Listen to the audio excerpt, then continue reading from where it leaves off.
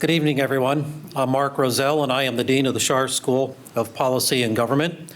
I thank you for being here on this absolutely beautiful evening. I'm pleased that you chose to spend it with us here at the Schar School. We at the Schar School are honored to host the Michael Hayden Center on Intelligence, Policy, and International Security. And I would like to make one acknowledgement of guests today, General Michael Hayden and his wife, Janine.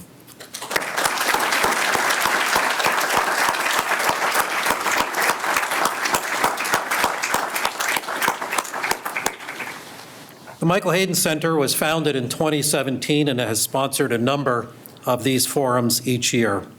Some right here in Arlington, some on the Mason campus in Fairfax, and a number, as you know, in Washington, D.C.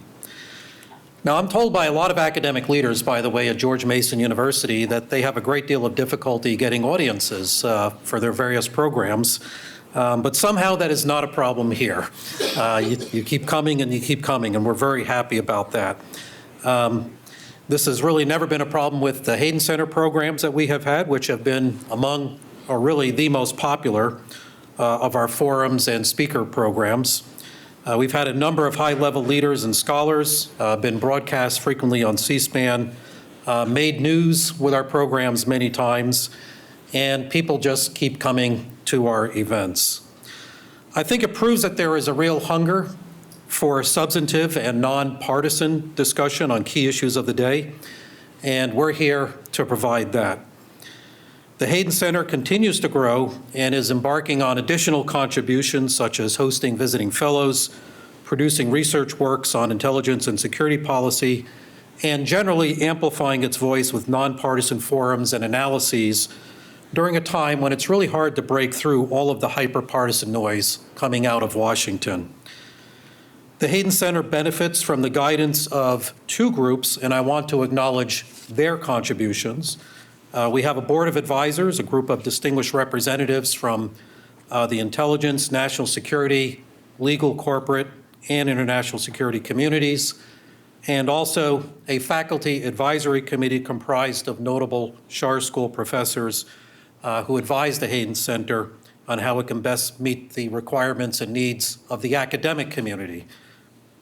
The Hayden Center and the Schar School generally are grateful for the continued support of our benefactor, Dwight Schar, who, in making the naming gift for this school, only asked that we advance the public good through serious research and analysis that helps produce better knowledge and good public policy. The Schar School is a proud leader in the field of security policy studies. We like to brag that U.S. News and World Report recently ranked us number 2 in the country in that field, although we think next year it should be number 1. So we're waiting on that one. So thank you for coming tonight. And as long as you keep doing so, we will continue to put on programs like this evening's. To introduce this evening's program, I now ask the Executive Director of the Hayden Center, Larry Pfeiffer, to come to the stage. Larry.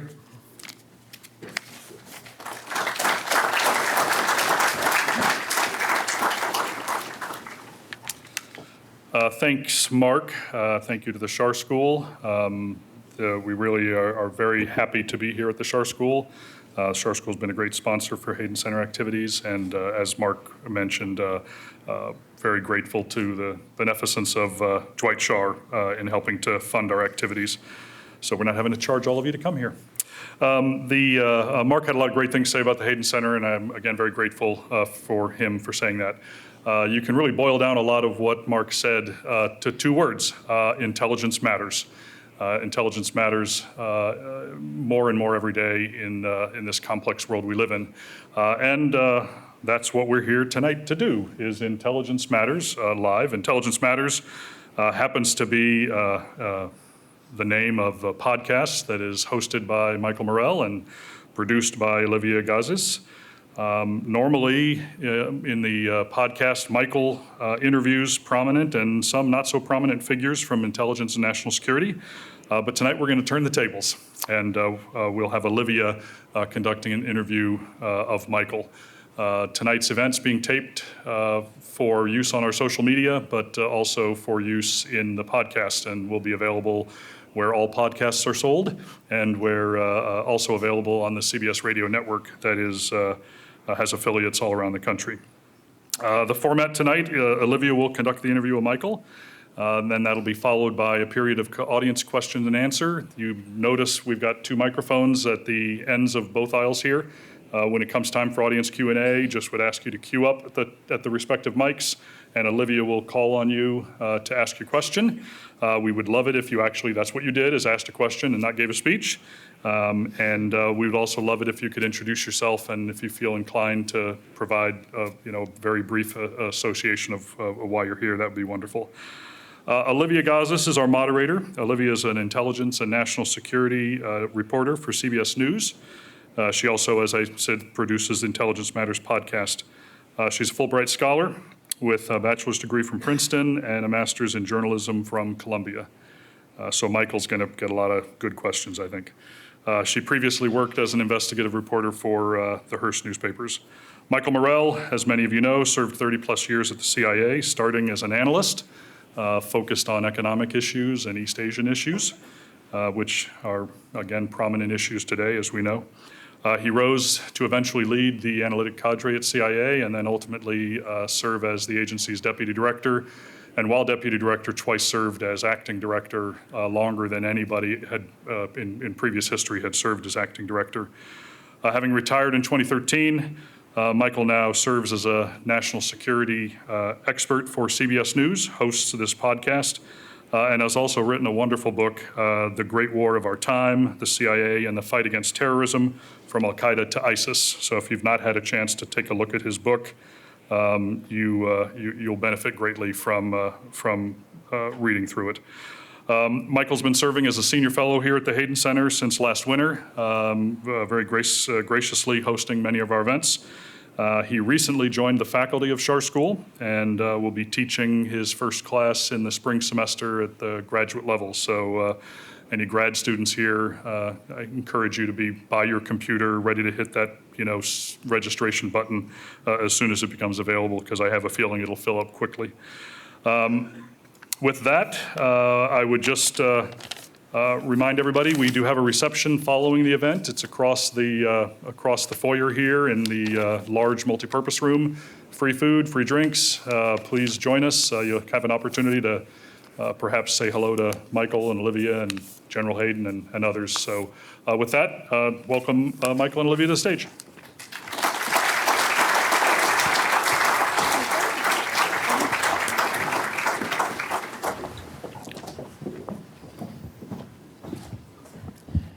Welcome, everybody, and thank you for attending this live taping of Intelligence Matters. A big thank you to the Schar School, to the Hayden Center, Dean Rozelle and Larry. Thank you for hosting us. General Hayden and Mrs. Hayden, thank you very much for being here.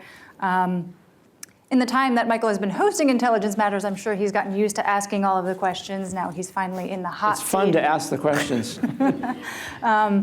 As Larry mentioned, you should know that Michael and I, along with Jamie Benson, work together on Intelligence Matters at CBS News, from which we both get a paycheck. I for being a journalist, you, I think, for vehemently denying that you are a journalist. Sometimes appearances to the contrary, right? So in keeping with the typical rhythm of Intelligence Matters, I thought we would start out by an overview of Michael's career, move to some of the big news of today and pressing issues of the moment, and then talk about some intelligence community-specific challenges, if okay with you. Sure. Can I just say one thing, though? Yes. So this acting director thing, when I was acting director the second time, my wife and I went out to dinner not far from here. The difference between being the deputy director and the director, as General Hayden knows, is the director gets 4 security guys in 2 cars. When you're the deputy director, you get 2 security guys in 1 car. So as acting director, I had 4 security guys in 2 cars. So we pull into this parking lot, and there's a guy standing against the wall, and he's looking at us. And you can tell by the look on his face that he's thinking, who is this? Is this Michelle Obama? Is this John Kerry? Who is this? So we pull in. He's on my wife's side of the car. She gets out and he says to her, "Is that somebody important?" And without missing a beat, she says, "Nah, he's just acting important." It's a true story. Michael, my understanding is that you didn't actually grow up dreaming of joining the Central Intelligence Agency. You actually had a much more exotic line of work in mind. What was that? So when I first went to college, and I was a first-generation college student, I wanted to be a lawyer. So I was going to major in political science and then go to law school. One of the requirements at the University of Akron, which is where I went, for a political science degree was an economics class. So I took an economics class in my freshman year and I fell in love with it. And so I became an economics major. And I fell in love with economics as a science. I thought it not only explained the economy, but I thought it explained human behavior. And I wanted to go to grad school and get a PhD and teach at the university level. That's what I wanted to do. I had a professor who I think did some work for the agency. Never quite sure about that because he died early in life, and so I was never able to talk to him about it. Don't you have other ways of finding that out? I could have probably, but I didn't have time. And he encouraged me to send a resume to the agency. And here I was, this kind of lower middle class kid from Akron who had never been to Washington, D.C. before. And the agency invites me to come to Washington for 2 days of interview, and I think, you know what, I'm going to grad school. I know where I'm going. That's what I'm going to do, but I've never been to Washington, so I will go to Washington on the taxpayer's dime and see our nation's capital with no interest at all in working for the CIA. In 2 days of interviews, I was blown away by the mission of the place. I was blown away by the capabilities that they were able to talk to me about. They showed those to you while you were interviewing? Very few, it turns out, but enough to get you interested. And then I was, most important, blown away by the people that I met. Not only the quality of the people I met, but how nice everybody was, how much of a family it was. And that's one of the defining aspects of the place. And they said to me, this grad school thing that you keep on talking to everybody about, if you come here, we'll take care of that. So you can go to night school as soon as you arrive, and we'll pay for that. And if things go well, after 3 or 4 years, we'll send you back to school full-time. We'll pay your tuition. We'll pay your salary, which they turned out that they did. And so I said yes and never looked back. Effectively saving a school full of students from your lectures in economics, although it's never too late. Yes.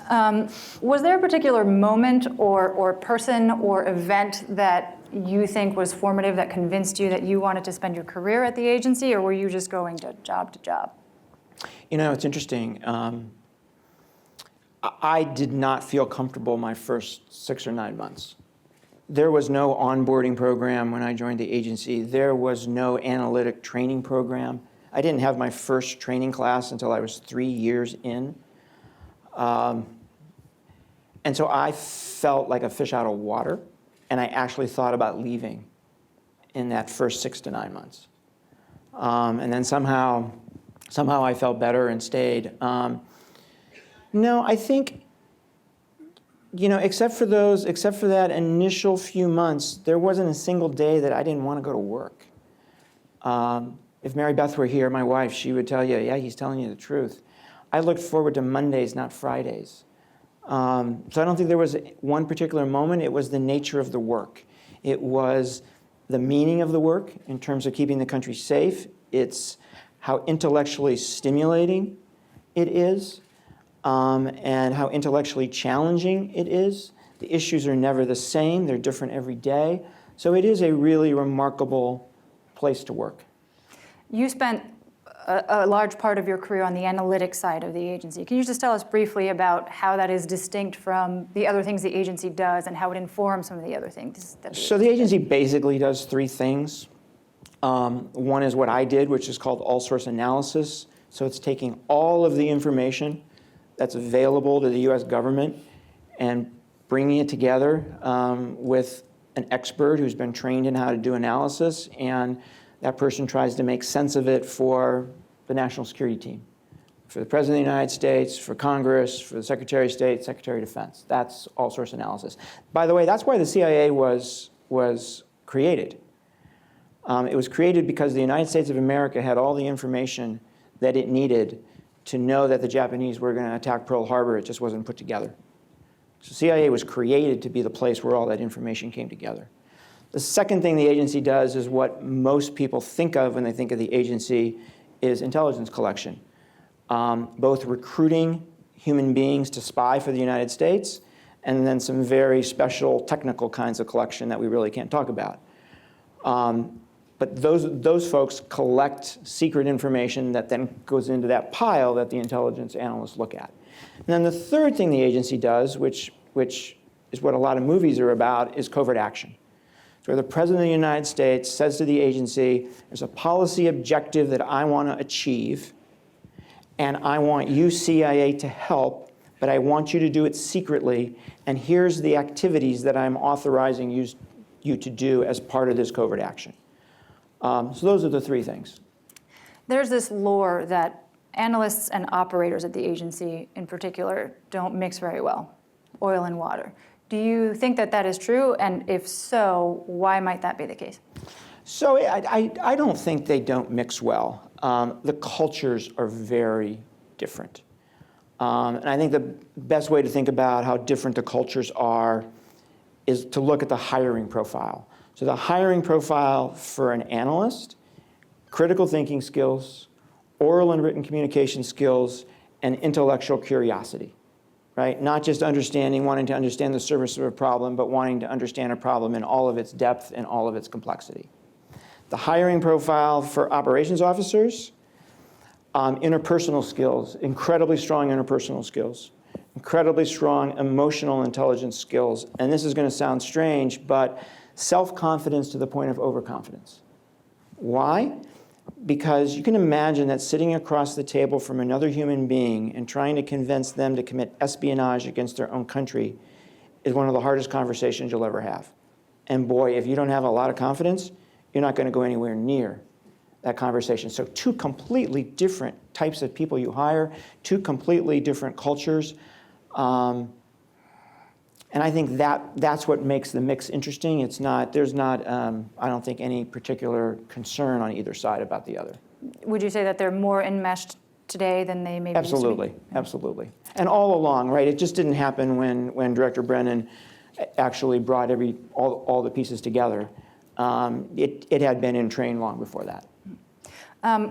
Want to observe one of the most fascinating elements of your career is that you happen to be you were with the President of the United States, both on the day of the September 11th attacks and on the day of the bin Laden raid.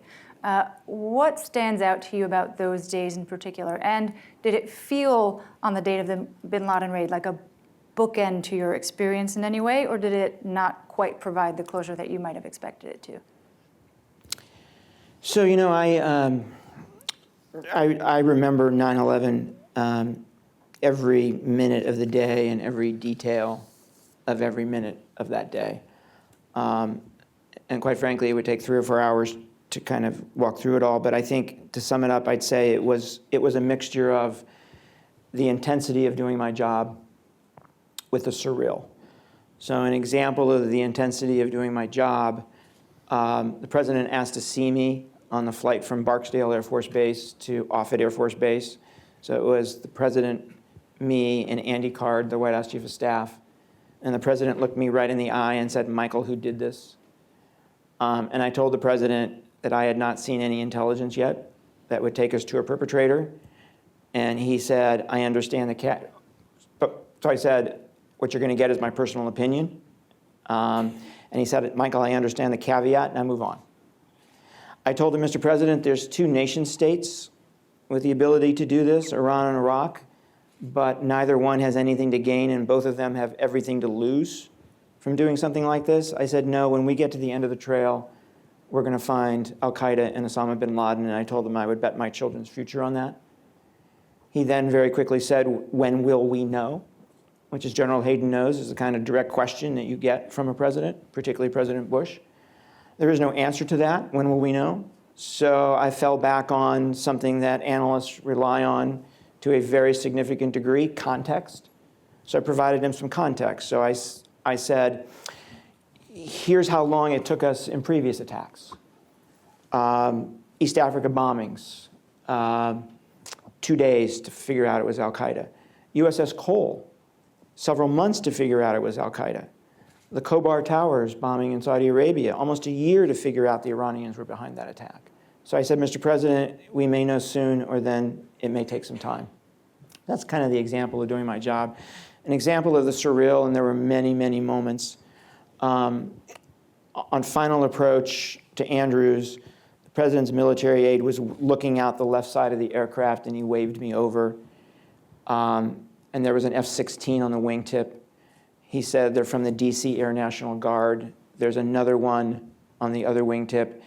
The plane was so close, you could see the pilot, you could see the pilot's facial features, you could see the pilot looking at us, and in the distance you could see the still burning Pentagon. And then he said something that sent shivers up my spine. He said, do you know why they're there? Because at that point, all commercial flights in the United States were grounded. And I said, no. He said, they're there in case somebody fires a surface-to-air missile at us on final approach. Their job is to put themselves between that missile and the President of the United States. The bin Laden raid, it wasn't the day itself that I remember the most.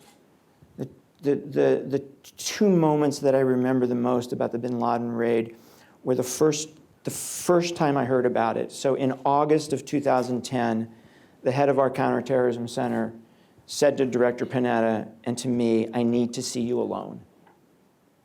This was after one of our 3 times a week meeting with them. So he came into the director's office and he said, we found this guy named Abu Ahmed. And that name meant nothing to either one of us. So he explained who Abu Ahmed was. He explained the compound where he was living. He explained what that compound looked like. In that meeting, nobody said the word bin Laden, but the hair on the back of my neck stood up. Because he had been very close to bin Laden prior to 9/11. And detainees had told us that he could be a courier for bin Laden. And one detainee even told us that he could be the kind of guy who could be living with bin Laden. So that's one moment that I really remember. The other moment I really remember is President Obama, knowing that I was with President Bush on 9/11, sent me to Dallas 2 weeks after to give President Bush a full briefing. And by the way, people don't know this, but the very first phone call that President Obama made after we concluded that we indeed had killed bin Laden was to President Bush. So I took with me the lead analyst who figured out where bin Laden was, and I took with me the JSOC J3, the guy who planned the mission. So they did all the talking. We spent 2.5 hours with President Bush. At the end, by the way, he was like a kid in a candy store. He wanted to know every single detail. He remembered, sir, data points that you had told him, briefed him on in this storyline. And he wanted to know everything. At the end, he said, Laura and I were going to go to the movies tonight, but this is better than any movie that you're ever going to see, and we're staying home. And then he got up and he walked to his desk and he pulled out his Commander-in-Chief challenge coin and he slapped it in my hand, and I saw closure in his eyes, and that's when I felt closure for the first time. You did? Yeah. What goes through your mind when you hear news that was confirmed by the White House this week that Hamza bin Laden's son, has been killed? So this was actually something that was reported on several months ago, right? Leaked several months ago, and the death of Hamza bin Laden actually taken place over a year ago. So he was being groomed to take over Al-Qaeda at some point. And Hamza bin Laden was the son with the strongest belief in the ideology, and he has quite a bit of charisma. So him taking over the group someday, was a significant risk. So removing him from the battlefield was an absolutely good thing. I want to close out this section on your career. I did try to solicit questions and some embarrassing stories from your former colleagues. You either have very loyal colleagues or no embarrassing stories, because none of those were really forthcoming. Thanks, Larry. But more than a few suggested asking you about your experience with different types of leadership, different leaders and types of leadership, because the span of your CIA career something like 6 presidents, right? But you worked very closely with two of them. And of course, there are CIA directors who had a range of personalities as well. So can you just tell us a little bit briefly what you took away from the most effective styles of leadership, and then maybe talk a little bit about how you and your team learned to adapt to those styles, especially when they came one after another and were drastically different? Yeah, so it's a great question. Nobody's ever asked me this. So I think the two people who I learned the most from about running a large organization were General Hayden and George Tenet. And they had a very different approach. General Hayden's approach was, I mean, there was a big leadership piece, but there was a very significant management piece. Let's figure out what we need to do. Let's figure out how to get it done, and let's get it done. And let's hold people accountable by bringing them in to tell us how they're doing. It's a really effective management strategy. So if you've asked somebody, to make this up, if you've asked somebody to find bin Laden, then having them come in once a week and tell you how they're doing at finding bin Laden puts a tremendous amount of pressure on them to get something done between last week and this week. And I learned that from General Hayden. The other person I learned a tremendous amount from was George Tenet, who led by charisma, who led by literally hugging people, not just figuratively, but literally. And I think actually putting those two together, those two pieces together, is what I tried to do every day. Last question on your career. Did you leave the agency thinking that you would go back one day? Yes, I did. Has that changed? I was convinced that a certain candidate for president was going to win. And as of 6 o'clock on election night, she thought she was going to win. And the current president thought he was going to lose.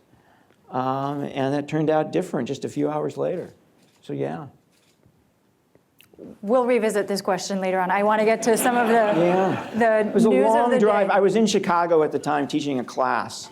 And not only did the Cubs beat the Indians, which was devastating enough for me since I'm from Ohio, but then that long drive home from Chicago 2 days after the election. We'll circle back to it. Let's talk about Saudi Arabia, Sure. Iran. Situation is in flux. We have information that is still coming in. I want to set the scene a little bit by asking you what, if you were at your former place of work, what questions would you be asking right now? Would you be asking analysts to look into right now? And what would you be looking to equip policymakers with as they consider either escalation or its alternative?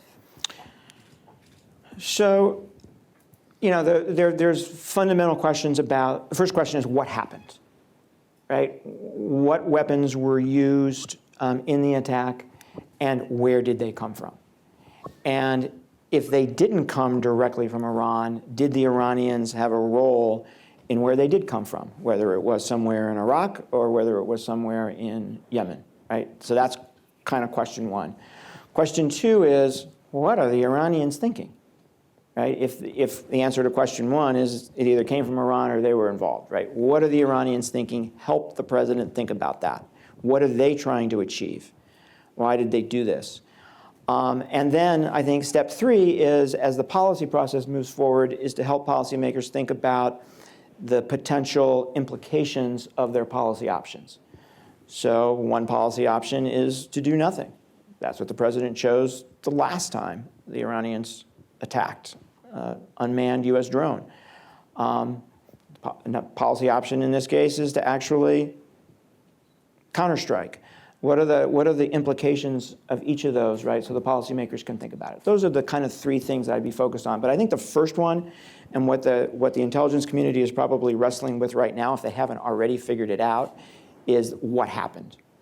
Do you think that they have already come to an assessment? I ask this because the Secretary of State was pretty quick to point the finger at Iran definitively and unequivocally. The president has been more recalcitrant on this front. Even the Saudis haven't said definitively that it's Iran. So what do you think is So here's what behind I'll say. I find it hard to imagine that with all of our intelligence assets in the Middle East, and even more importantly, all of our military assets in the Middle East, that we don't have a pretty good understanding of what was fired, whether it was a drone or a cruise missile. They fly at very, very different rates of speed, and where they came from.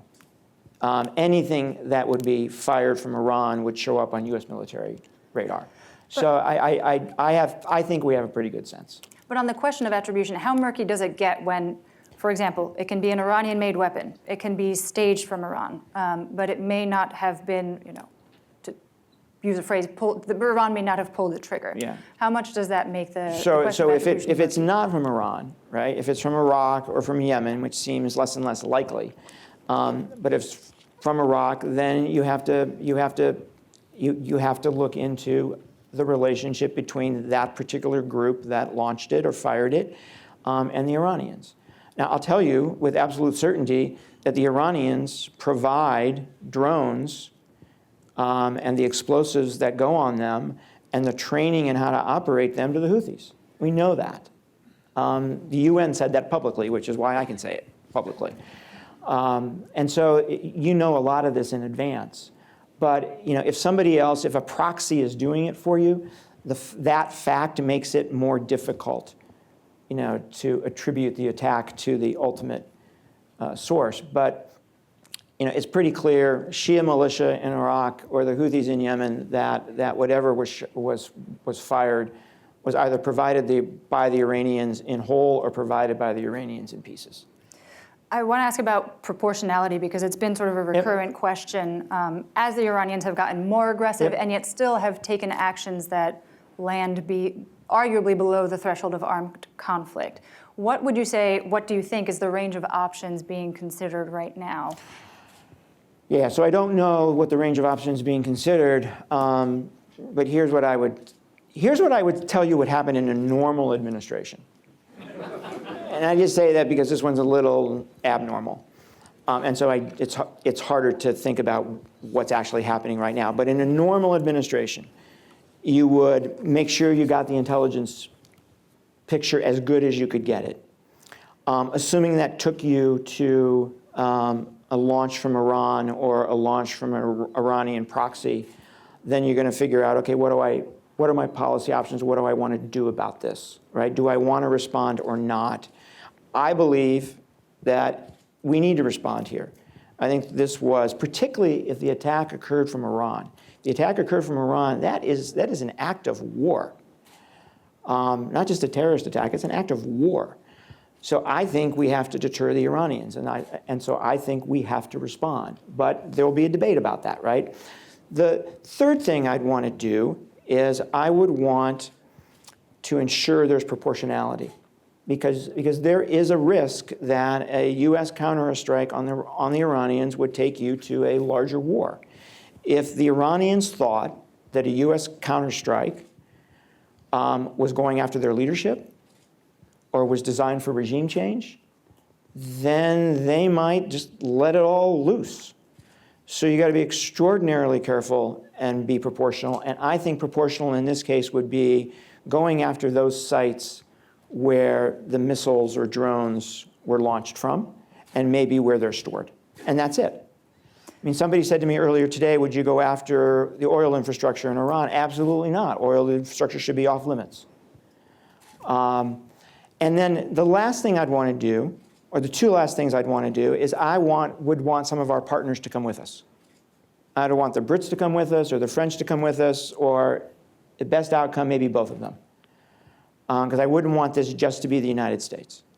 And then the last thing I do is I would prepare the intelligence case for public release, so that after you took the action, the president could say to the American people, here's why we did this. And they could have some confidence that there was a significant predicate here. You just addressed my question about credibility. So I am going to, just because there's a ton of stuff to ask about, I want to ask you about Afghanistan. The president has recently effectively declared the prospect for a deal, as being dead. It's possible they'll resurface, especially after Afghan elections. He has suggested that he wants to leave some intelligence presence behind. Is that a sound next step? And insofar as we need to continue to seek out a deal with the Taliban, is that something that you think the Taliban would ever sign on to? So, in most countries in the world, there's an intelligence presence because there's an embassy. Our intelligence footprint in Afghanistan is bigger than just the embassy because we have military bases out of which we can operate. If we withdraw all of our forces from Afghanistan, then those military bases go away and our intelligence footprint gets smaller. So we would still have an intelligence capability unless the Taliban took over and we had to get out of the embassy, which is what I think what would happen if we left militarily. So we would have some intelligence capability for some period of time. The other thing I'd say about Afghanistan is, I don't trust the Taliban at all. I don't trust their claim that they will no longer work with al-Qaeda, that they will renounce al-Qaeda, that they will not provide safe haven to al-Qaeda. There's a great story that the Long War Journal just put out today about the Taliban providing significant explosives to al-Qaeda to conduct attacks in Afghanistan. And this is happening while we're negotiating with them, and this is happening while they're being invited to Camp David. The relationship between the Taliban and al-Qaeda is close. They have fought together for a very long time. They have fought together prior to 9/11 and ever since 9/11. They have shed blood together.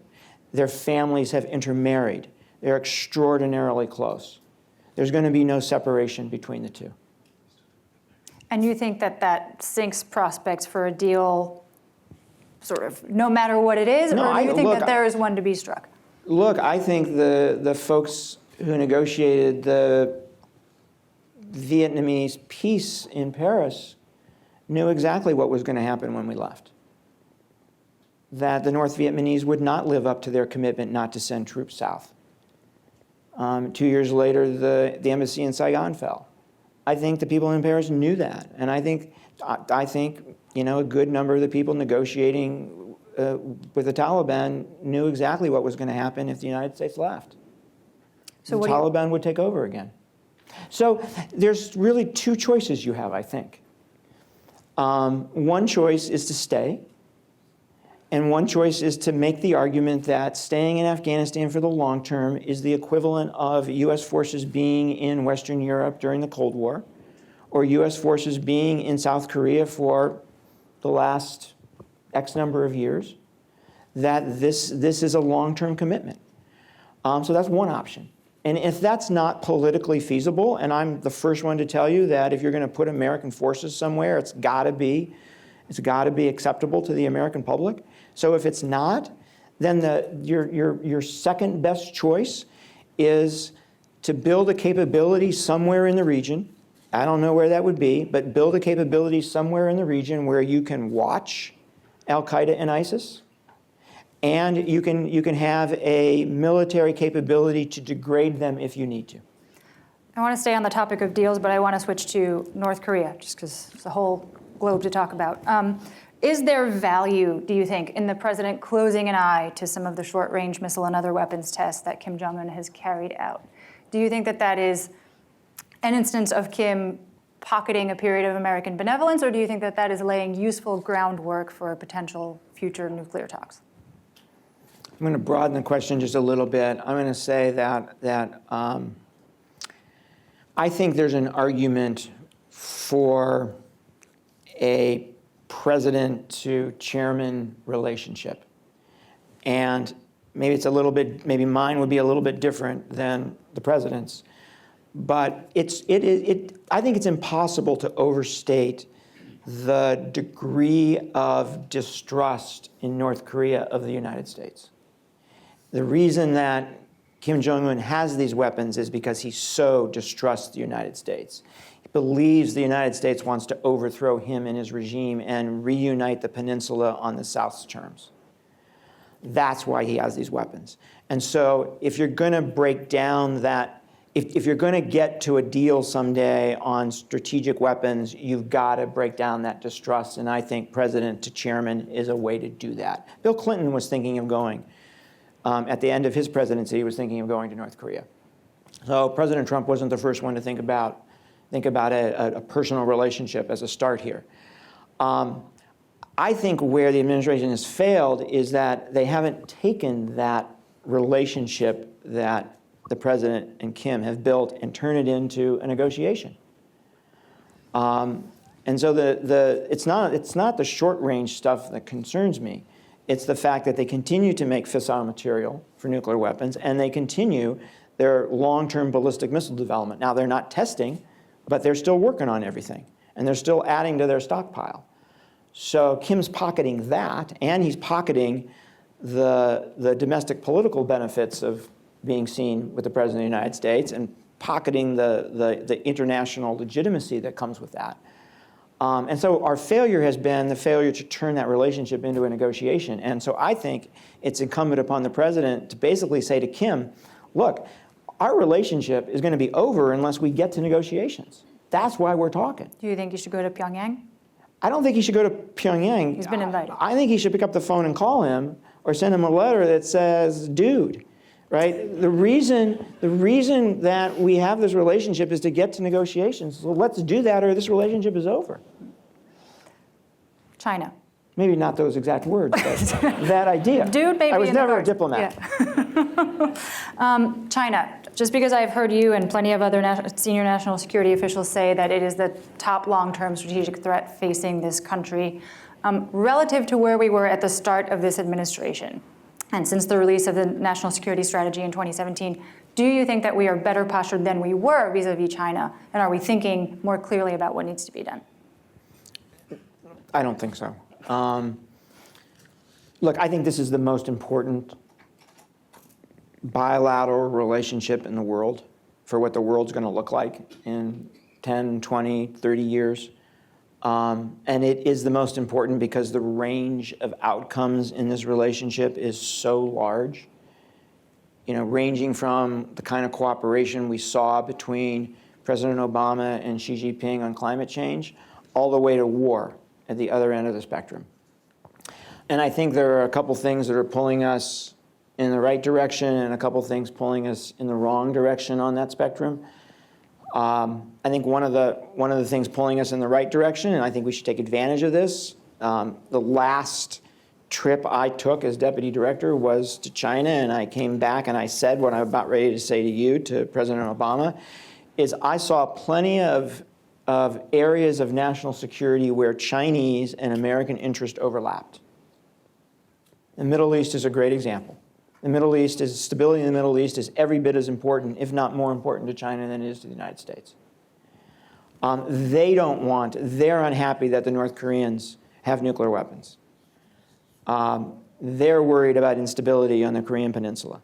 So and I could go through some others, there are plenty of places where we could be working with them on an intelligence front first, a diplomatic front, and then even a military front someday. And I think that would help pull us in the right direction. There's a couple of things that are pulling us in the wrong direction strongly. One is that the economics of the whole thing. So, it used to be that we fit together like hand in glove. We were complements to each other. 25 years ago, they were labor rich, we were capital rich. Those two things go together. No surprise that there was an explosion in trade when they joined the WTO, with labor-intensive goods coming this way and capital-intensive goods going that way. But now we're no longer complements, we're competitors. And we're competitors in those industries of the future that not only will define what the future economy looks like, but also happen to be the bread and butter of what future intelligence systems and future military systems are going to look like. And then the other, and the most important, is is they're the rising power, we're the status quo power. Because they're the rising power, they want a greater say in the world around them.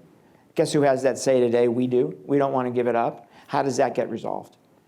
So, and I don't think this administration has done anything about that big strategic problem I just talked about.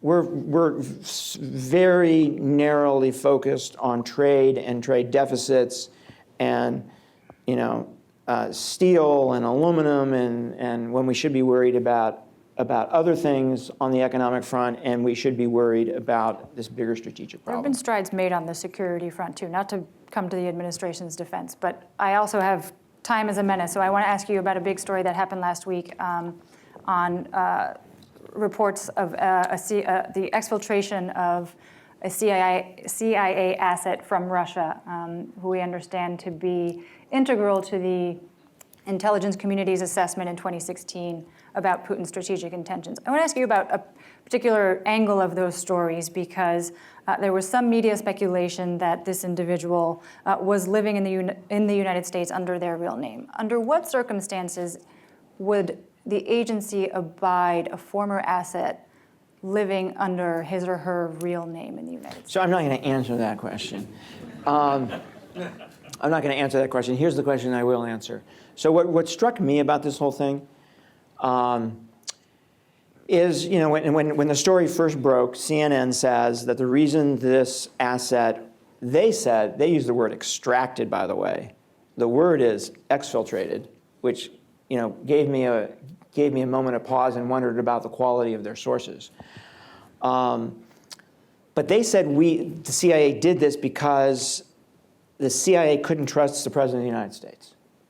The CIA categorically denied that, but CNN went ahead with the story anyway. That struck me. The other thing that struck me was 2 days later when the New York Times wrote their own piece about it, they said that the reason he was exfiltrated is because of news stories that came out right after the intelligence community assessment about Russia's interference in the election came out, which is true. The Washington Post reported that one of the sources for Putin ordering this was a high-level CIA source in Moscow. So what struck me was, at first, the media, and I know I'm part of the media now, but I'm going to critique ourselves here. At first, the media said the president was to blame, but it turns out at the end of the day that the media was to blame. And According to the agency. I don't think there's a public need to know that the CIA has a source in Moscow who was part of the information chain for the ICA. I don't think that's in the public interest. I think that it's irresponsible to publish that information. You may have a different view, but that's what I think, and that's what struck me about the whole story. One last chance to answer the actual question. And I do disagree with some of your characterization. I'm sure you do. Look, we believe me, we go at this like this all the time. Look, I think that at the end of the day, we exfil people all the time. All the time. And at the end of the day, you let it be their choice as to how they want to handle their new life. You advise them. Even if that imperils their safety. You advise them about what that means for their safety. You encourage them. You push them, but you don't dictate. Okay. I want to ask a smattering of questions before we open it up to the audience about the IC in particular. You and Amy Ziegart wrote an interesting piece about this dramatically different threat landscape that the intelligence agencies in particular are facing, given this advent and acceleration of new technologies like AI, like biotechnology, satellite technologies. It's effectively eroded America's intelligence lead. What is your sense of the recognition within the IC and sort of more broadly of this issue, and whether things are being put in place rapidly enough? So I think it's recognized. Gina Haspel, the director of CIA at Auburn University, was asked a question, what worries you the most? And her answer was keeping up with the change in technology. Glenn Gerstel, the general counsel at NSA, just wrote an op-ed where he argued the same thing. Sue Gordon, who just left the job as the number 2 in the DNI's office, has been talking about this for the last several years. So I think there is a recognition. I think the community is moving very slowly. What implications does it have for something like collection? Either sort of ubiquitous surveillance means, how do you recruit and run an asset who may be subject to facial recognition, fingerprinting, and everything? So here's the implication, right, of all this new technology. It has 2 impacts on you, the intelligence community. One, it makes some of the things that you do harder. So CIA officers traveling under alias is a lot harder with facial recognition or biometrics, obviously. But it also creates opportunities for you to collect that you didn't have before. So question 1 is, how do you mitigate what it puts at risk, and how do you take advantage of the opportunities it creates? So that's one effect. The second effect it has is it gives opportunity for capability to the adversaries. So all of a sudden, there are 30-some countries in the world now with an imagery capability to take pictures, satellite pictures of the Earth. That wasn't true 5 years ago. So it creates opportunities for the other guys to get on a level playing field with you. And I think the other impact that it has that doesn't get talked about very much is as General Hayden knows and Larry knows, we've got in the intelligence community people who are real experts at nuclear weapons technology, at missile technology. I mean, some of the best people on the planet. We're going to need those same kind of people for AI, for biotechnology, for quantum computing. Probably have those at NSA. But we're going to need real experts with a depth of expertise on those issues so we can talk intelligently and be able to put things in context in terms of what the Chinese might be doing or what the Russians might be doing. Big challenge. Yeah. You mentioned Sue Gordon, who had her eye on this. We had pretty stable stewardship of the IC until relatively recently. We saw the sort of abrupt ouster of both Dan Coates and Sue Gordon last month. What have you heard about what impact that's had on the IC, if any? And what does a leadership change like that generally do to things like morale, recruitment, continuity? I mean, maybe there's no material effect. I don't know. You tell me. I don't know. I don't interact on a daily basis, with folks in the community. And when I do, because I'm with the media, I tend not to, ask the kind of questions you would ask if you were with them. Because I don't want to come across like I'm trying to collect information. So I don't ask them about that. My sense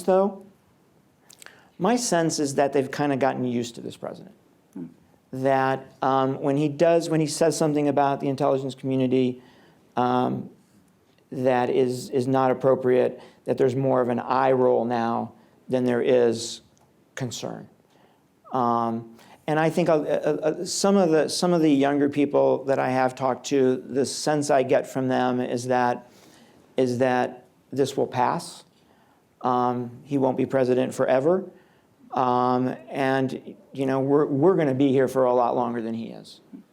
I think there's a little bit, there might be a little bit more of an outflow at more senior levels because of this. But again, it's hard to say because I have not looked at it in a very scientific way. I want to ask you specifically about the apparent posture that Gina Haspel, director of the CIA, has adopted. And that is one of pretty limited visibility. We don't know a whole lot about her vision for the agency. She's made very few public appearances, let alone statements. What are the pros and cons of doing that? And is your sense that she should be doing more in this moment? So she has clearly chosen, look, and being a cabinet member, senior principal in this administration cannot be easy, particularly when you speak publicly, and particularly if you're an intelligence officer, and particularly when the media asks you, so what about Iran? What about North Korea? What about Afghanistan? when you do speak publicly and you get asked those questions, the way you should answer them is the way your analyst would, without the classified details. But in this administration, there's a real risk that when you do that, you may be the subject of a tweet the next day. And if you lean towards what the president would like you to say, then you're letting your organization down, and you're not doing your job, by the way, and you're politicizing intelligence.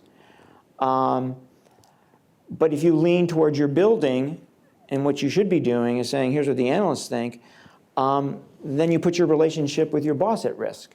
So clearly she's seen this world, right, and has decided, I'm going to keep my mouth shut.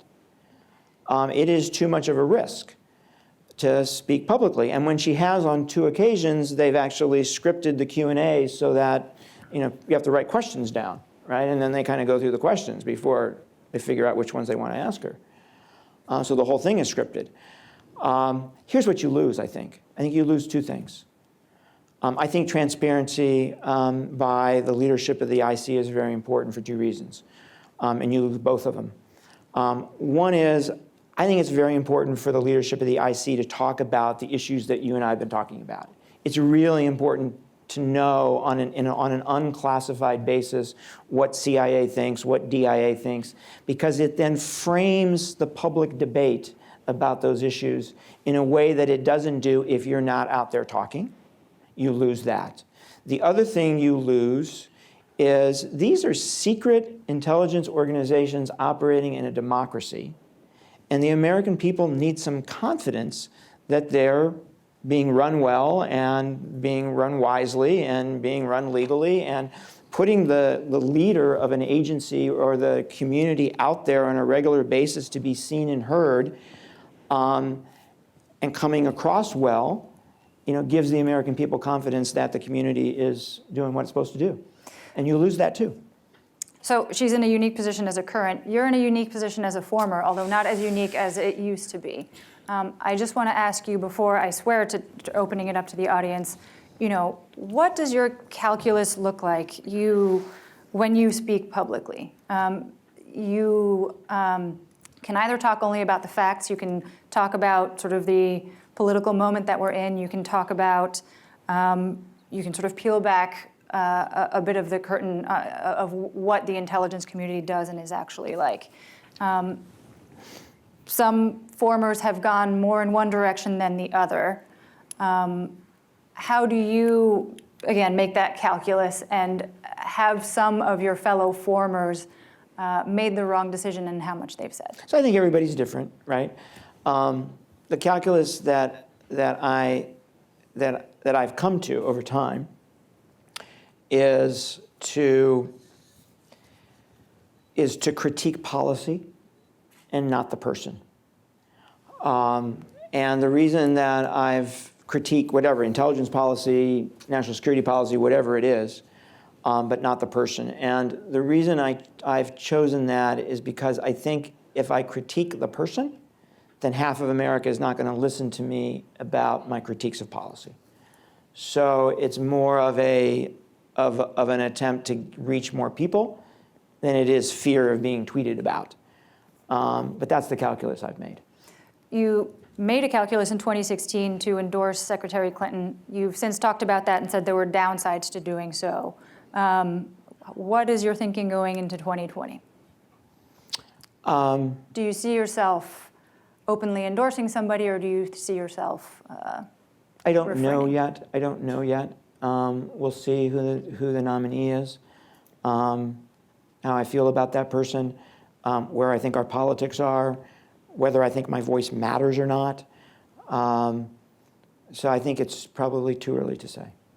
Okay, I promised audience questions and we're just about out of time, but please, anybody who would like to ask something, there are microphones on both sides.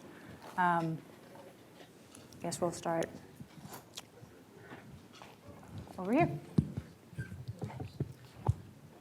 Hi, Brandon Riscala. I'm an alumni of the SAR School. I wanted to get a little more context on some comments you made in the podcast with the acting head of the State Department intelligence arm. I remember you said that there was a broad dichotomy in kind of the intelligence analysis mission where you said that an analyst at CIA might focus just on a complex missile system that the North Korea or another adversary has, but at State Department, a much smaller intelligence component, they have such a more macro mission where they look at an entire region. I was wondering if I could get a little more context on the synergies and efficiencies that presents and some of the challenges that faces when you have two different analysis objectives within the IC. Sure. So I think, the way that CIA comes at it and the way that State Department INR comes at it is simply based on resources. They have very few analysts at State. We've got several thousand at CIA. So having several thousand allows you to have some people who look at things broadly, but it allows you to have people who can look at things in great depth. So maybe one analyst who looks at one North Korean missile system. So that's what determines that difference. I would say this. I think it's really important that there are multiple analysts across the intelligence community looking at the same issue. I think it's really important to know if there are differences of opinion between those analysts. And if so, why do those differences of opinion exist? And most importantly, what difference do they make to the president? So I like the idea, in terms of managing the intelligence community, of letting 1,000 flowers bloom on the analytic side, letting multiple organizations look at the same question. I think that's healthy for the intelligence community. I think it's healthy for policymakers. Why don't we go over on this side? I guess I want to sort of follow up on that, that theme and ask you about those major issues of intelligence analysis or assessment involving national intelligence estimates that have, at least in one major case, very famously gone wrong. That's the Iraq WMD estimate. And you referred to the experts on nuclear weapons in the CIA as really having great stuff. But I think you're aware of the fact that it was precisely those people in WINPAC, the Center of Excellence or Expertise on nuclear weapons and weapons of mass destruction, who accepted the hoaxing of the hoaxing about weapons of mass destruction that took place, or the very big mistakes about aluminum tubes and the bioweapons labs, and did so in a way that rode roughshod over those people who had doubts about it. Now, the question is, how does this problem that showed itself in the case of the Iraqi WMD shed light on the problem of assessing the question of nuclear weapons in Iran, where there have been a series of NIEs that have been dominated by the very same people time after time, from 2001, 2005, 2007. Is it not the case that there is a fundamental problem here? I asked Tom Finger about this question, and he did point to a problem with the very people that you've touted as having such great expertise, because they have With a respect, professional sir, deformation. Let's maybe let Michael address your question, Sure. because we have other people Sure. waiting. So look, we could talk about this for hours. We could talk about the Iraq judgment for hours. It was a significant intelligence failure. But let me point out to you, okay, the Department of Energy had a different view about the aluminum tubes, but the Department of Energy signed up to the judgment that Saddam was reconstituting his nuclear weapons program. So they disagreed with one piece of the evidence, but they signed up to the rest of it. So I can go into this in excruciating detail if you'd like to.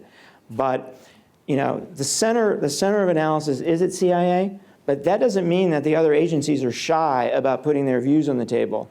And the community's not shy about putting the differences of opinion in front of the President of the United States. It turns out that NIE, there was only one dissent. There was only one dissent on a major judgment, and that was INR did not believe there was enough evidence to conclude that the Iraqis were reconstituting their nuclear weapons program. INR signed up to all the other judgments about chemical weapons, biological weapons, and delivery systems. And every other agency signed up to all of them.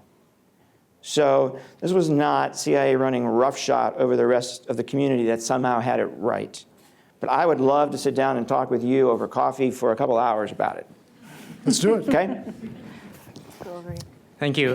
Big fan of the podcast. You've had a lot of great guests. If you could interview one historical figure for the podcast, who would it be? Thank you. So let me make this really easy. Saddam. Because his story of what he was doing with his weapons of mass destruction is so interesting. And what he thought he was doing was, these sanctions are killing me.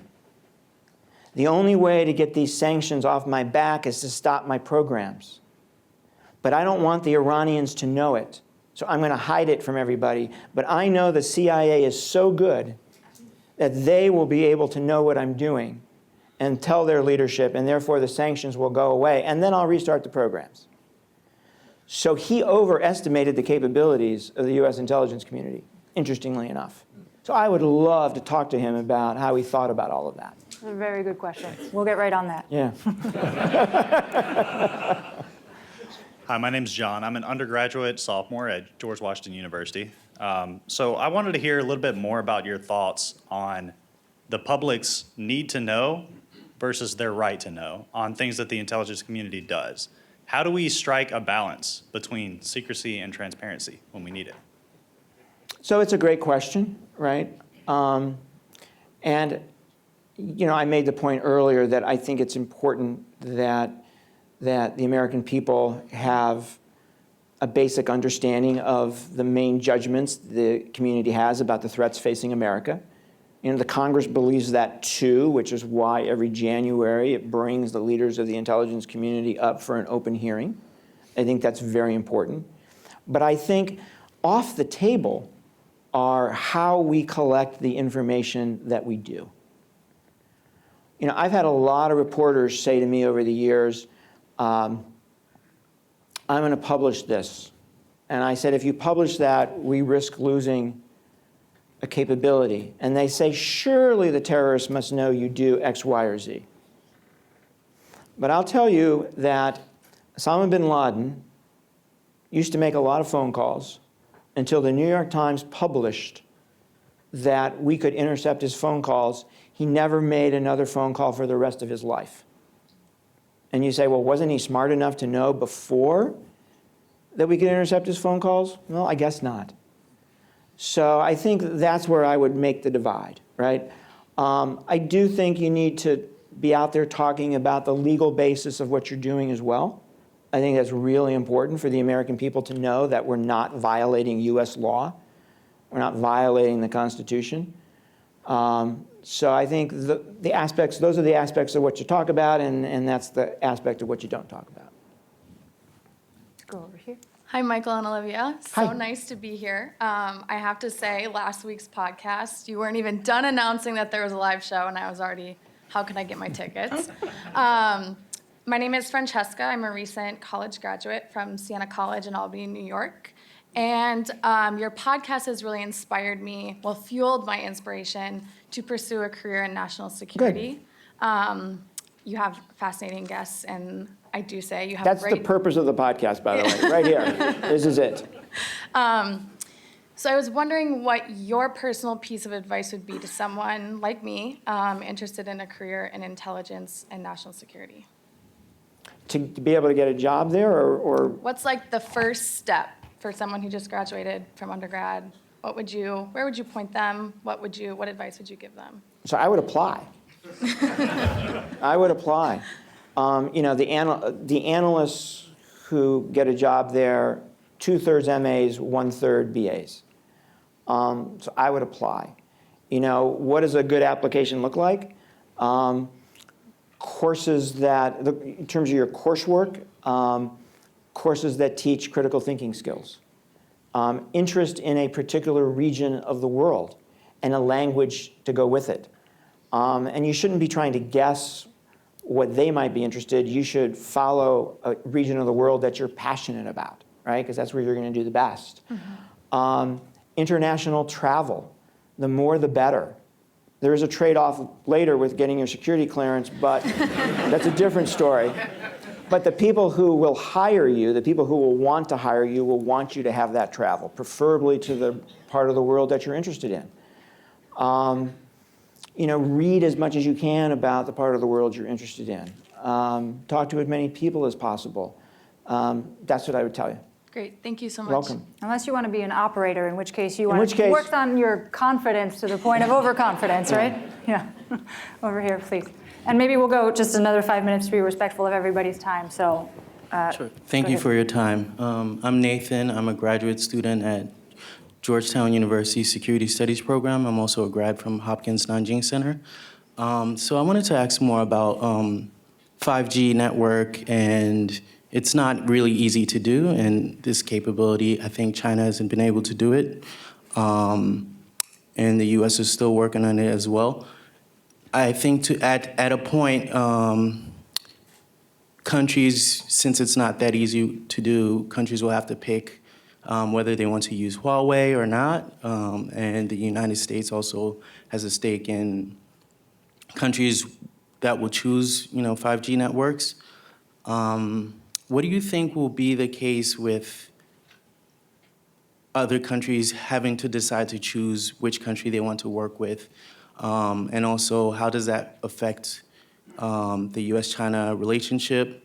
Because it will affect it in some way or the other. Also, given that we're decoupling because of trade, it hasn't really got to that point yet, but what do you think that would do in terms of keeping the US-China relationship together? Because I think most of what was based on the relationship is, we have too much to lose because of trade and things like that. So how does that look like if we decide to decouple through trade and other things? Yeah, so I'll say two things. One is we're losing the Huawei fight. We're losing the Huawei fight because our national security argument is not as strong as A, the quality of their product, and B, more importantly, the price of their product, which is incredibly price competitive because it gets subsidized by the Chinese government. So we're losing this fight all around the world. The other thing I'd say about the decoupling is you've raised a really important point, because both national security communities, the one here in the United States and the one in China, each believe that their country is too dependent on the other economically, and believe that it's in their best national security interest to reduce that dependence. There was actually a really important Department of Defense study that was done about a year ago now on the defense industrial base in the United States. Classified version, and there's an unclassified version.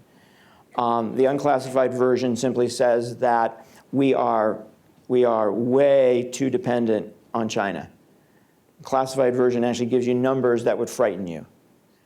By the way, the way they did this study was to take all the major weapons systems in the US arsenal and tear them apart and look at where every piece came from. And the percentage of those pieces that come from China is a frightening number. And so there is going to be this pull from a national security perspective of the two economies to add on to this economic competition that already exists, right? And that pull apart it might be good for national security. It's certainly not good for either country's economy or for the international economy. It's a really good point.